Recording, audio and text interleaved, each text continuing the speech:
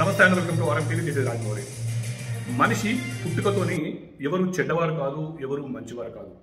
వారు పుట్టిన సమయము, పరిస్థితులు, పెరుగుతున్న వాతావరణము, చుట్టూ ఉన్న సమాజంతోనే వారి లోపల మార్పులు వస్తాయి. అది సహజము, అది ప్రకృతి ధర్మం.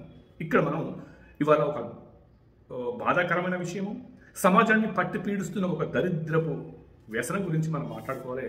అదేంటంటే బెట్టింగ్ యాప్స్. బెట్టింగ్ యాప్స్ అంటే ఇంకా తెలుగులో చెప్పాలంటే జూదం. ఈ జూదం కూడా మనిషిని ఎంతలా దిగదార్చుతుందంటే తన సర్వనాశనాన్ని కోరుకుంటుంది. సో ఈ జూదమే కాకుండా ఇట్లానే ఈ జూదము వ్యసనం కింద వస్తుంది. వ్యసనాలు సర్వసాధారణంగా మన పెద్దలు ఏం చెప్పారంటే సప్త వ్యసనాలు అన్నారు, అంటే 7 వ్యసనాలు అని చెప్పారు. ఆ 7 మనకు ఇక్కడ ముందుగా మనం ఒక 4 వ్యసనాల గురించి మాట్లాడుకున్నాం. అది మొదటి వ్యసనము జూదము, రెండవది మద్యం తాగడము, మూడవది పొగ తాగడము, 4వది వ్యభిచారం. సో ఈ 4 ఇట్లలో మనం ఒక్కసారి కనుక ఆలోచిస్తే మనిషి పతనానికి దారి తీసేవి ఎక్కువ అవకాశాలు ఉన్నాయి. సో మనం ఇవాళ జూదం గురించి మాట్లాడుతున్నాం. ఈ జూదము నిజంగా కూడా ఈ జూదం ఆడితే మ్యాక్సిమం కొంతమంది లాభపడతారు, చాలామంది నష్టపోతారు. సో ఈ జూదం ఇప్పుడు ఒకప్పుడు ఎట్లుందంటే అది రూపాంతరం చెందింది. ఊళ్ళలో ఆడుకునేటోళ్ళు, ఇట్లా గవ్వలేసి ఆడుకునేటోళ్ళు. దాని తర్వాత మీకు మహాభారతం గుర్తే ఉంటుంది. మహాభారతం ఎంత పరిస్థితులు, అప్పటి పరిస్థితి ఎట్లా ఉండే, ఏం కథ అనేది మీకు తెలుసు. ధర్మరాజు మొత్తం రాజ్యాన్ని కోల్పోయిండు, తన తమ్ములను కోల్పోయిండు, తన భార్యను కోల్పోయిండు. అవి అంత ఇది ఉంటుంది. కానీ లాభపడ్డది అక్కడ దుర్యోధనుని, కౌరవులు లాభపడ్డారు. సో ఇట్లా జూదం అన్నది కావాలి. కానీ ప్రస్తుతం మనం నవనాగరిక ప్రపంచాన్ని తీసుకున్నాం.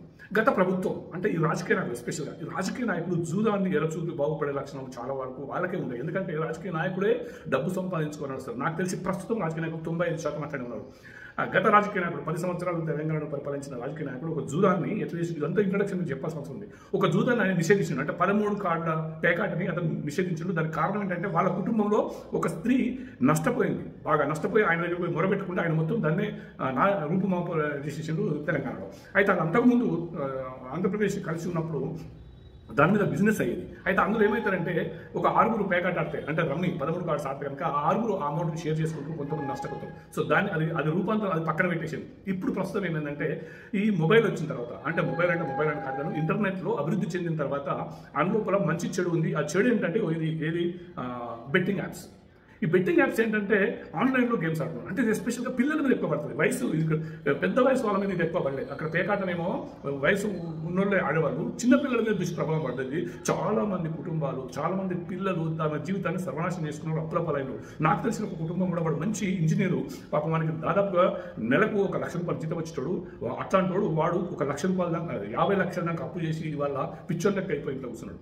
సో ఇవన్నీ ఎట్లా ఇంటర్నెట్ అంటే మొబైల్ ఉంది కదా చెప్పి అన్నాడు. సో ఇది ఇంట్రడక్షన్. నేను ఈ వ్యసనాల గురించి ఎక్కువ నేను మాట్లాడదలుచుకోలేదు. ఎందుకంటే ఆ వ్యభిచారం గురించి, అందులో ఎట్లా ఉన్న దాని గురించి, తర్వాత మద్యం గురించి మాట్లాడాలని, పోదాగడం గురించి మాట్లాడాలి, వేరే సబ్జెక్ట్. జూదం గురించి మాట్లాడడం మనం జూదం గురించే మాట్లాడాలి. సో అందుకోసమే ఈ జూదము ఆన్లైన్లో వచ్చింది కాబట్టి దీంతో అందరి జీవితాలు సర్వనాశనం అవుతున్నాయి అన్నది ఇక్కడ మన ప్రధాన అంశం. సో మరి ఇక్కడ ఎవరు బాగుపడుతున్నారు అంటే ముగ్గురున్నారు ఇక్కడ జూదాన్ని.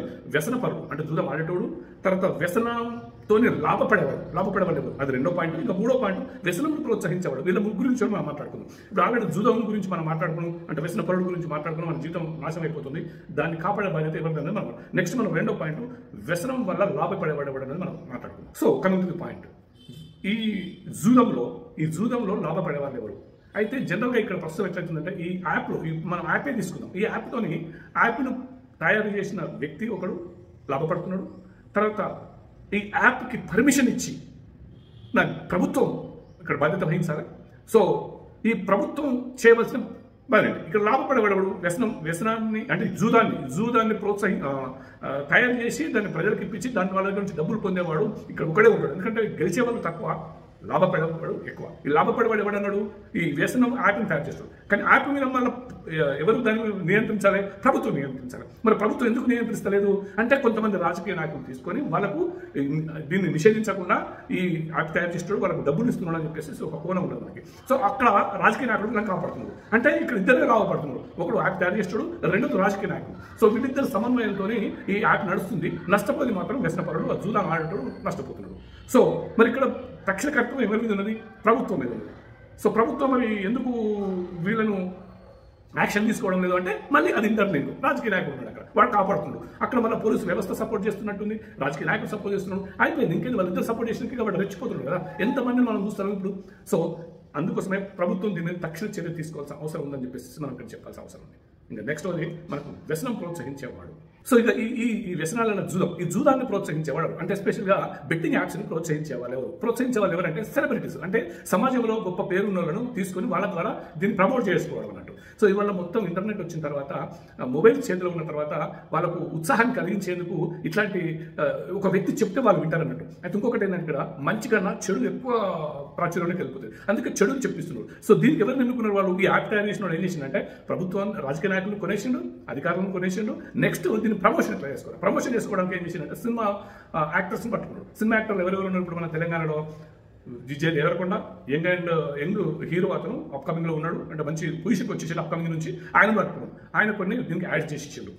తర్వాత నెక్స్ట్ రానా, దగ్గుపాటి రానా అని చెప్పేసి ఇంకొక హీరో ఉన్నాడు, ఆయన విలన్ కూడా. సో ఆయన కూడా దీనికి ప్రోత్సహించాడు. తర్వాత ఇంకొక విలన్, కాంట్రవర్షియల్ విలన్ ఉన్నాడు, ఆయన ప్రకాష్ రాజు. ఆయన తెలుగు కాకపోయినా కూడా తెలుగు బాగా మాట్లాడుతూ ఇక్కడికి వచ్చి ఎప్పుడు విషం కక్కుతూ సమాజం మీద ఏదో నేను ప్రశ్నిస్తున్న వాడిని అని చెప్పేసి ఆయన వచ్చి కొన్ని వీటికి ఎంకరేజ్ చేశాడు. ఇంకా వీళ్ళు ముగ్గురు ప్రస్తుతం కాకుండా పక్కకు పెడితే ఏమైందంటే ఇక్కడ ఒక బుల్లితెర మీద ఒక రాజ్యం వెళ్తున్న కొంతమంది స్త్రీలు, తర్వాత కొంతమంది అబ్బాయిలు, వీళ్ళందరూ కలిసి దీన్ని ప్రోత్సహిస్తున్నారు. సో ఈ ప్రోత్సహించేవాడు కూడా అంతే బాధ్యత వహిస్తాడు. సో ఇక్కడ వీళ్ళు కలిసి, అంటే ఈ సెలబ్రిటీస్ అని పేరు చెప్పుకున్న వాళ్ళు కలిసి ఏం చేశారంటే ఈ యూత్ని ఎస్పెషల్గా అట్రాక్ట్ చేయడం కోసం వాళ్ళు యాడ్స్ చేసేసి సోషల్ మీడియాలో వదిలేసారు. సో వాళ్ళు ఆ పిల్లలు ఏం చేస్తారు, వాళ్ళకు మిడిమిడి జ్ఞానంతో వీళ్ళని చూసి అరే ప్రకాష్ రాజ్ చెప్పిండు, అరే రానా చెప్పిండు, అరే విజయ్ దేవరకొండ చెప్పిండు, ఆ సినిమా అట్లా చేసింది కదా, మనం దీన్ని ప్రోత్సహిస్తున్నాం, మనకి చేద్దాం, మనకు డబ్బులు వస్తాయని ఆశ కొద్ది వాళ్ళు దీనికి వ్యసనానికి అలవాటు పడిపోయి వాళ్ళ జీవితాన్ని సర్వనాశనం చేసుకుంటున్నారు.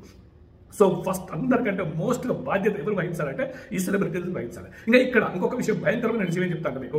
ఈ టీవీ వచ్చిన తర్వాత ఆ టీవీలో ఒక దరిద్రపు బిగ్ బాస్ అనే ఒక షో వస్తుంది. అక్కడ లట్టుగాని పొట్టుగాని పనికిమాలని వెధవలని దిక్కుమాలని దరిద్రుని తీసుకొచ్చి అది ప్రోత్సహిస్తున్నది అక్కడ ఒక నాగార్జున ఒక వ్యక్తి.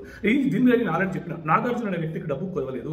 నువ్వు ఒక మంచి కుటుంబం నుంచి వచ్చినావు, నాగేశ్వరరావు కుటుంబం నుంచి వచ్చినావు, నీకు నిజంగా కొంచెం మానవత్వం ఉంటే, ఇంకా నీకు పెద్ద పెద్ద పదాలు వాడడం లేదు, మానవత్వం అని ఉంటే ఇప్పటికైనా క్షమాపణ చెప్పు ఈ ప్రపంచానికి. నువ్వు చేసింది ఇవన్నీ నువ్వు ఇవాళ బిగ్ బాస్ హౌస్ లో తయారు చేసి బయటకు పంపించిన వాళ్ళు ఈ సమాజానికి వాళ్ళు ప్రొడక్టివిటీ కాదు, వాళ్ళు డిస్ట్రాక్షన్ చేస్తున్నారు. అందులో గెలిచిన వాళ్ళు చాలా మంది, అంటే అందులో పార్టిసిపేట్ అయిన వాళ్ళు వచ్చి వల్ల ఏది మనం ఈ బెట్టింగ్ యాప్స్ ని ప్రమోట్ చేశారు. అంటే నాగార్జున నిజంగా నేను సూటిగా ప్రశ్నిస్తున్నా, నీకు నిజంగా ఇక నేను చెప్పాలంటే కొన్ని పదాలు నా నోటి నుంచి వాడలేకపోతున్నా.